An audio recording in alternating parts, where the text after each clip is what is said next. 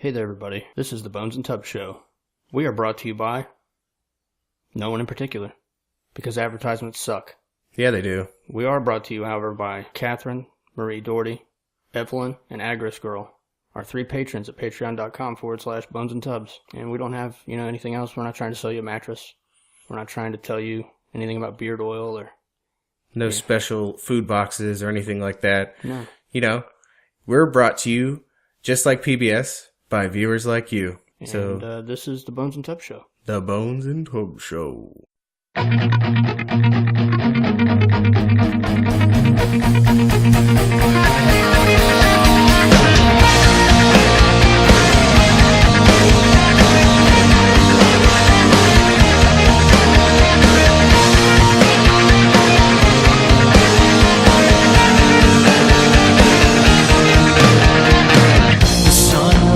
And sets another day. Billions will kneel and pray. Anything to aid escape from the world. Welcome back to the episode of Bones and Tub. We're here again. Back. Second episode of December. Getting ever so close to that Christmas. I'm ready to have it done. Have it be done. Mm-hmm. You're to that point now? Fuck it, man. If you haven't noticed my living room, before I get into that, I'll give the same warning. If anybody hears any baby noises or jumping sounds or occasional sounds of glee, it's because we are, once again, the Daddy Daycare Podcast. Yeah. No, we've got all this baby shit. Mm-hmm. Like the little stand-up thing there that's not ever going to be used again. Yeah. The pack and play. And then over here we have a swing that he's too big for. Yeah. Plus this fucking Christmas tree. Does he like the Christmas tree? He stares at it. He's curious. Yeah. He doesn't understand why there's outside things inside the house now. What are your practices, giants humans?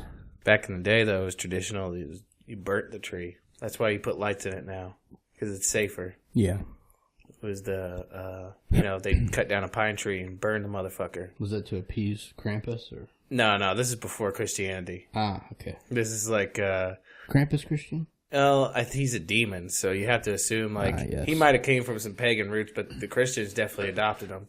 Yeah. For early Christianity, for every positive thing, there had to be a negative thing. But of course. So if there was a man that came and gave gifts to good little children, there was a man that came and kidnapped bad little children. Finger fucked the kids in their sleep. And spanked them with fucking reeds and shit. Been bad. Time to get you. I guess that's okay. I don't really do the Krampus thing with Jim. Yeah. We're not doing Santa either, because that's bullshit. You tell me about that.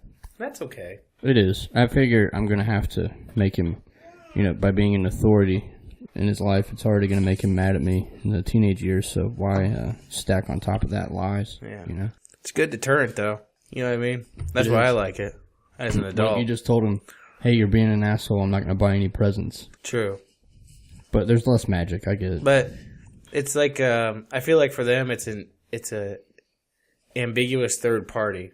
Mm-hmm. So it's not me to judge if you've been a shithead. It's somebody else's job. Right. You're trying to warn him. Yeah. Because parents don't know what's good for you. Right? Right. So when you go to put salt in your eye and they say don't put salt in your eye. Don't put salt in your eye. They're going to put salt in their eye and it's going to hurt. But if you say Santa said don't put salt in your eye. Oh, fuck. It's over with. Yeah. Because he's a magical man that rides around the world on a magic sleigh. Yeah. With 8 tiny reindeer. Well, wouldn't have it any other way. Mm-hmm. Speaking of fairy tales, I've got a new one that is in the news cycle. Mm-hmm. I'm not sure how recently. I just saw it, so whatever. Yeah. It's recent enough. Trump had a speaking engagement. Mm-hmm. / one of those pinnings where he signed shit. Yeah. On camera with a bunch of important people around behind him. Yeah. And he directed NASA to begin mission to the moon again. No. And to also go to Mars. Uh-huh. And everybody in the background was laughing and clapping, and there's pictures being taken, and just jovial, happiness. Except for on one face. Do you want to know whose face was unhappy? Whose face was unhappy? Buzz Aldrin. Oh, yeah? He was pissed. Because I don't think we've been to the moon. Yeah. So here's the Trump lover in me, because I'm a fan of chaos. I would love it for him to come out and be like, The moon landing was fake news. So, okay, here's the thing. There's a dome around everything. It's huge. It's huge. We can't get through the dome. But then he just spray paints Trump on the dome. Right. We have to look at it all the time. For the rest of our lives. Here's the thing, like, even, let's say in the hypothetical world where we've been to the moon, like, what's the point? It's a rock with so low gravity that you really can't even build anything on it. Right, or take a real video. The idea is that it's an outpost. You know, it's the first stages in the virus of humanity colonizing into another area. But see, I feel like if we're going that road, then Mars should be priority one. It's actually something that could quite possibly we can create a habitat for human life. Right. Yeah. Because they existed there before. I love the different rabbit holes you can go down with space, because you've got the ones where no one's left low Earth orbit because of the Van Allen radiation belt or the possible dome. Yeah. You know, those are interesting. But the other one is that not only have there been civilizations on Mars that have gone underground because of nuclear warfare, but there have been space military missions there already. Oh. Captain K. Yeah, I think we talked about that on the show one time. Yeah. I don't know. It's neat. So there's multiple rabbit holes for that one. And they're contradictory in nature. I know. I just want to fucking know. Yeah. I've been playing a lot of Mass Effect Andromeda here lately, so I don't know if you ever played that before. It's I watched you play it. space stuff. You lived in Oxford, and we used to, I should say I, being the resident alcoholic, Yeah. would come over and drink. And Watch I'm me sure play. you were like, well, I don't want him to drink alone, so I'll drink with him. Yeah. Drink and play Mass Effect. Yeah, it's kind of like a TV show, in a way. There's a lot of dialogue, Yeah, there's a lot of, a lot of choices. and there's a lot of choices. That's what I always liked about the original series was, things you did there's 3 games and your gameplay in the third is affected by what you did in the first 2 games. God damn. Yeah, so every decision you make in the game affects the next part of the game. Is that Xbox only? No, I think it was on PlayStation. Right. Yeah. I've got so many funnels where my money's going right now. I just don't know what to do, you know? Yeah, I know how you feel. Not to shout out the GoFundMe page, but it's still rocking $75. Yeah. Bones needs a laptop, son. We need a laptop bad. GoFundMe.com/Bones and Tubs if you want to help out. Give until it hurts. I put $2,000 on there because I was going through it. Yeah. I really only need $1,000 Yeah. to find a decent i7. Yeah. If you guys want to help out in this Christmas season, I'll send you nudes. We need that software and that hardware. Both. Yeah, you give us that fake currency, and we'll give you hardware. This show's going to be particularly short, just to let you know off the rip, because we got to go on another podcast and tell a story. Yeah, check out My Worst Holiday podcast. We're about to come on all over it. Mm-hmm. Come on it. Yeah, Right? it's good. We're going to come on the show live. It's good. Hopefully, we've got enough time to, thoroughly tell the true story. We got 2 stories, really, but they merged together to make one story, ultimately. This is the first time that, maybe, I don't know. Have we done the whole Moon Hornets thing? Yeah, we've done that before. Okay, so our audience knows about it already. it's the first time we're telling plebs about it, average folk. But we're also diving into the origins of El Owl. Yeah. Whoa, going through it over there. Goodness. Which we haven't done on the show before. We have not. St. St. Even actually, would he die in a car accident or what happened to him? St. Even... He's been putting up Bones on bonesandtubs.com, the LL comic strip. Imagine in a world where I am the wrangler of multiple personalities. Okay. Or multiple people. Yeah. Right? So there's St. Even and S. James Imhoff, the writer. And then there's me. And Tubbs. And then there's my regular street persona, which is regular me. And I keep them all in cryogenic freezing from And time your to time. rap name. Right. Oh, yeah. Shit, I'm having a moment. Yeah, me too. Is it caused by road sodas? Probably. I'm trying to remember what it was now. Because then we do a little funny bit on the beginning of one of our shows. Yeah. No. Chief Keef. Yeah, Chief Keef. Chief Keef. But So many personas. I spit mad fire.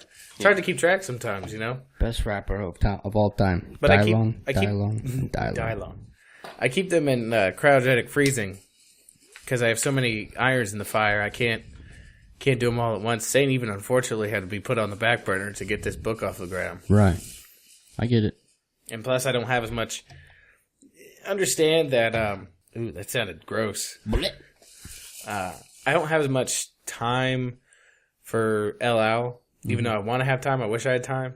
Let's put it this way, everybody. I'm going to put this out there playing for you. If I didn't have to have my 9-to-5-er, my regular job, and just did this podcast and all my other creative endeavors, you get a lot more of the weeklies of what was going on. Well, I mean, if they'd like to see more of our alternate personalities, then they could always go to patreon.com/bones-tubs. There is a Patreon page. I'm not even asking for a lot. Throw me $1. No. Act like it's 100 pennies. Yeah. And throw it at me. I mean, think about it. We're asking less from you than for original content and we do it for free in all reality. I'm going to be honest with you. If we got off the ground with enough money to where we didn't have to have our job at the Factory of Sadness, my entire body would become a testing ground. For everything. For various psychedelics and, brought to you by the LSD podcast. Could you even imagine? That'd be great. I don't even know what it would sound like. Probably a lot of... because we have to maintain employment, and that Patreon is not, as they say, air quotes, on fleek. Well, it's a work, as far as I'm concerned, it's a work in progress. Like I said, I wish I could spend more time on my creative road sodas. Yeah. Endeavors. Right. But, there's a lot of, the Factory of Sadness takes a lot out of me. Mostly spiritual energy. Yeah. Spiritual, mental. The spiritual energy, I normally focus in on my creative talents. Yeah. But unfortunately, here's the thing, at the end of the day, if money drives it forward, I've been making money off of S. James Imhoff's work. Yeah. Money enough to actually start putting it into funds to start doing things. Yeah. So I have yet to do that yet. I've just been watching the book get sold, and that's good. And if you haven't bought your copy yet, go out and buy it. Shame on you. I mean, it's not that expensive, and from everything I've seen so far, people seem to like it. I like the group text that we got of the. If you go to Amazon and type in King's Fire, the first one that pops up is like one of those trashy dime-back novels. And you know what's shitty about that? You know what's really Did you Google it at all before? No, here's the thing. When I first started writing the book, mind you, this book was in the process for basically 3 years, right? Yeah. Even though I wrote it in 3 months, or S. James Imhoff wrote it in 3 months. Yeah. Editing and re-editing took a while. Right. Right. And in the time, in that 3 years that I wrote it, or that 3 years that I spent on it, I would Google it every once in a while, make sure that nobody else had that name. Mm-hmm. And then right before publishing, some cocksucker fucking took it. I look it up, and I'm like, there's a fucking book with that title. You've got to be fucking kidding me. But here's the thing, and this is the thing that saved me in my perspective. Okay, the King's Fire is the title of the series. Yeah. The book that shows up is the title of just that book. Okay, so each book has its own title.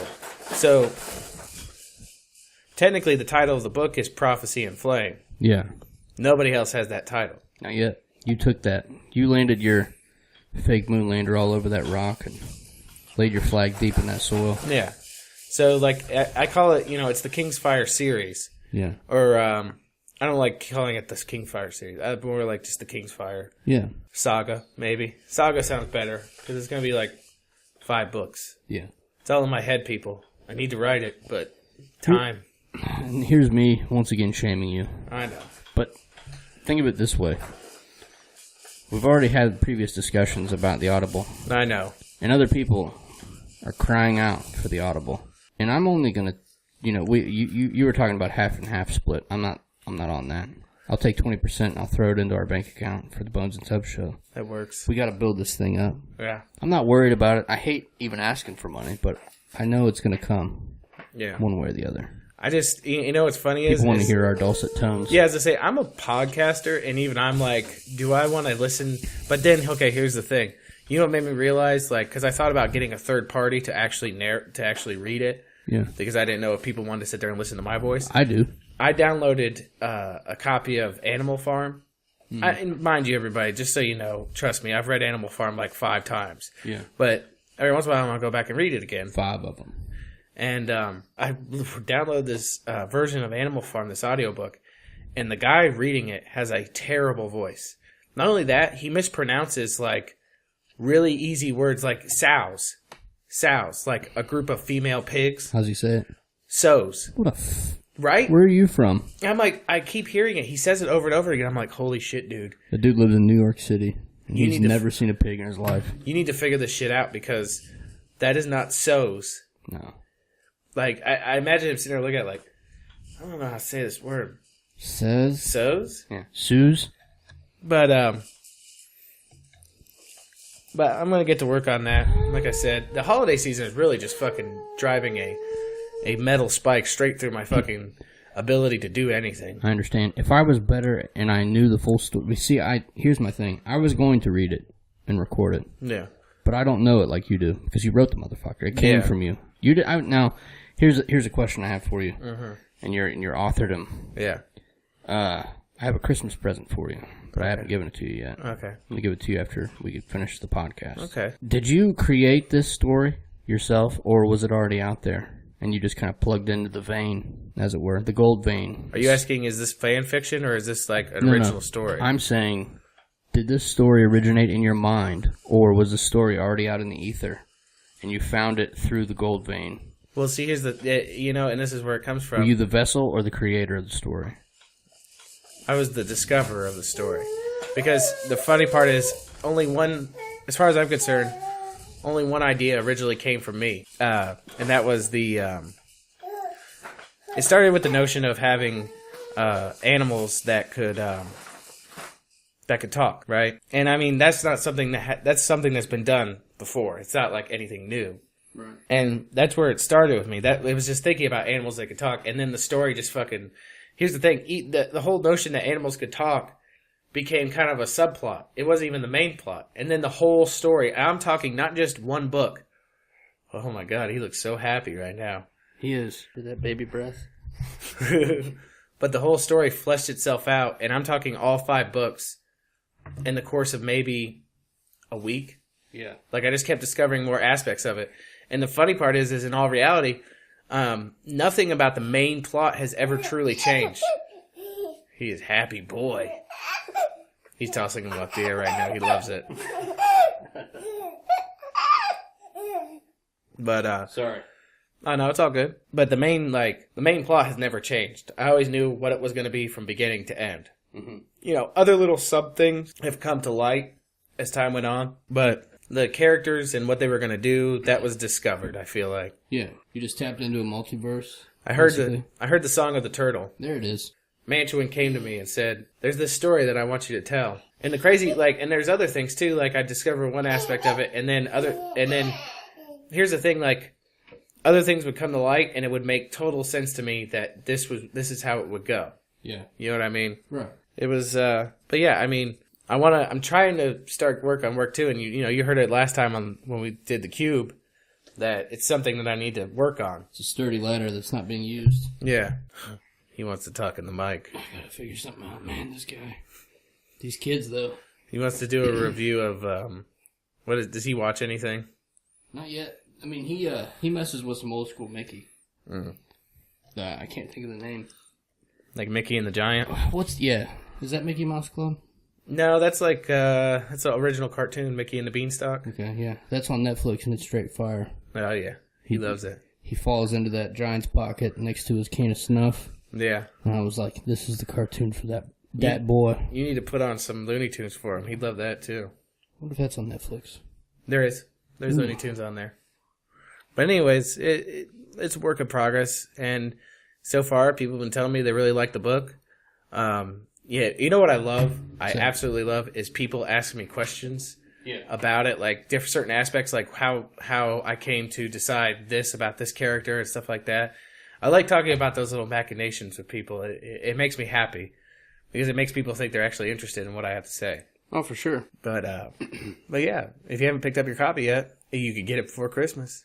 And if you know me personally, which a lot of you do, or if you don't know me personally, I will sign it for you. I mean, if I don't know you, you'll have to send it to me, and I'll sign it and send it back to you. Hopefully this babysitter thing will be figured out within, time for next week's show. Yeah. What else you want to talk about? There's not really been anything too crazy going on. No. Speculate. Other than, I think we talked about last time, did I tell you I think I've identified the source of the reason why there's so much sexual harassment news going on? Mm-mm. It's to cover up the routing out of the pedophiles. If you Google child sex trafficking, child abduction, pedophiles arrested, just about every week there have been hundreds, if not thousands, of pedophiles in various walks of life that have been rounded up. Mm-hmm. And love them or hate them, it's Daddy Trump. You think so? I do think so. You think he's getting them, flushing them out? I do. I was going through it the other day, his past. There's all these pictures of him with his kids. Kids? Yeah, he's got kids. Yeah. He's got like 5 kids. He's out at these speaking engagements that billionaire types go to, and he's got them on clutch. I don't understand, he looks nervous. He's known for a long time what's going on in these power circles with pedophilia. I don't understand how this is a thing. How do you become a rich, powerful person and decide? Is it just because you got bored and you're fuck it, there's nothing else to do now but to fucking get into that? Presidency? No, child molestation and fucking. Well, here's the thing, and this is something that's been growing in my mind for a while. It's my latest rabbit hole. Mm-hmm. Satanic ritual abuse. It was the newest topic on the higher side chats that I listen to. This guy breaks it down. He was in a multi-generational satanic family. Yeah. Come on now. And he recounts stories from his childhood about just the nastiest kind of sexual and physical abuse that he suffered. Gang rape. Watching people get sacrificed. And basically, here's something for everybody to think about. If you live in or live next to a town where the last letters in the name are T-O-N, it's some sort of nod to the dark occultists. Shut the fuck up. They founded it. I know. No. Yeah. Oh, God. It has something to do with a cross and a pyramid. T-O-N. So, Eaton. Damn it. Clayton. Trenton. Son of a bitch. But he talks about how his family's, history, where they came across on the immigration path. And they were old school Illuminati, so they brought it over here. Yeah. Right. Hey, man.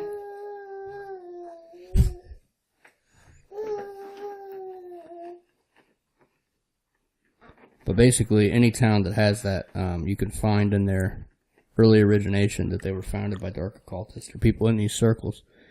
And he talks about how his mother goes all the way back to some Moloch worshipping group. And these people have been around for millennia, right? Yeah, I mean, Moloch is part of ancient Judaism and shit. Yeah. So, basically he says that these people that are in these circles of power, because, obviously, these Illuminati cats are the upper echelons of society. Yeah. He said that they start their ritual abuse even before they're born with electroshock therapy in the womb to fuck with the brain of the undeveloped child. And then when they're born and they're forced through all these traumas and torture, it creates a secondary psychopath. So that they basically, when they're adults, they live their dark occult life behind closed doors, participating in these things, manifesting these entities and all this. And when they go out in public, they are wearing the mask of a politician or wearing the mask of a philanthropist. Yeah. And he's like, we're surrounded. It's like they're everywhere. So, it only makes sense. Fuck. Yeah. I guess something did happen in the news, not to change the subject, but it kind of... It's the Bones and Tubbs show, It kind of sounds like it doesn't make sense with it, but it's kind of a subtopic. We didn't talk about last week about how Trump announced that Jerusalem was now... the U.S. was officially saying that Jerusalem was the capital of... Yeah. Israel. Right. which caused immediate fires and hashtag autistic screeching from the Palestinians. Oh, big time. I mean, I don't know where you fall on the whole thing. I'm anti-Zion all the way. However, but does that make you pro-Hamas? no, I'm not pro-Hamas. See, that's the thing. I'm in the same camp as you. I'm like, Here's the reason why we're seeing all this today. And we talked about this at the Factory of Sadness the other day. The reason why we have this human rights violation campaign going on is because the Jews didn't follow through with their Old Testament commandments. They were ordered to go in there, kill every man, woman, and child and beast that they found. Did they do it? No. no. That's why we have split factions. So they've reaping what they've sown. And we've made it our interest because we have to have our fucking hands in everybody's pocketbook. Yeah. And everybody's military interest. You know, they want to be we want to have an ally out there in the middle of that shit show. Yeah.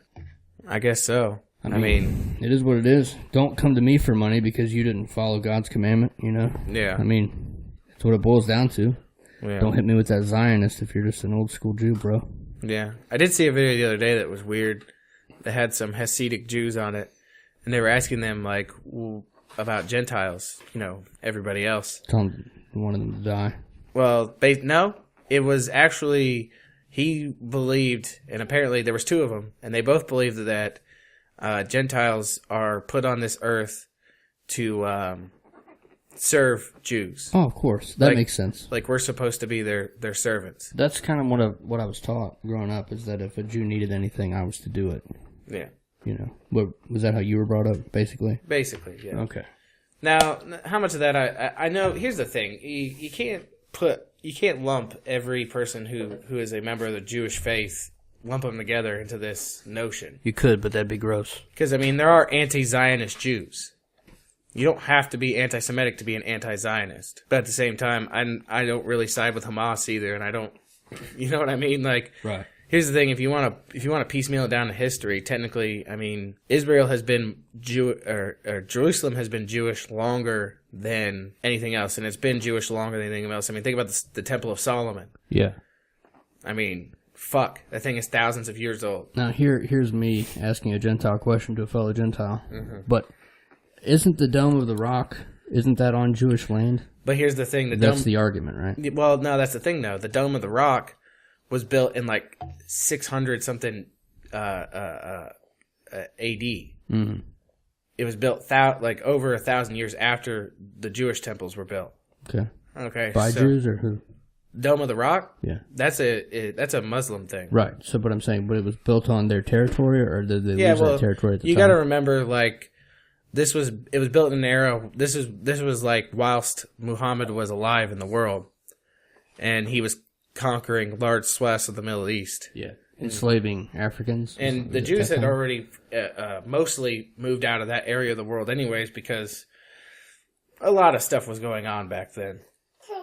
I mean, let alone the Romans fucking around with them. Yeah. I mean, they burned fucking Jerusalem to the ground at least once. Right. But I mean, here's the thing, like, I mean, if you want to split hairs, technically the Jews have been there longer. Yeah. And they got pushed out and moved out. We can talk shit about them, you know, all we want for their choices and their tendencies, but they're some hardcore motherfuckers. I mean, yeah, Krav Maga. Look at recent history. Uzis, you know. Desert Eagles. Desert Eagles. Come get some. Yeah. For them to have been invaded and enslaved as many times as they have and not been, you know, annihilated, it's kind of amazing. Plus, they're like basically one of the oldest religions in the world. Right. But that survived time. Here's my thing. I have two problems. One, they suck baby dicks. That's the Hasidic Jew. Yeah.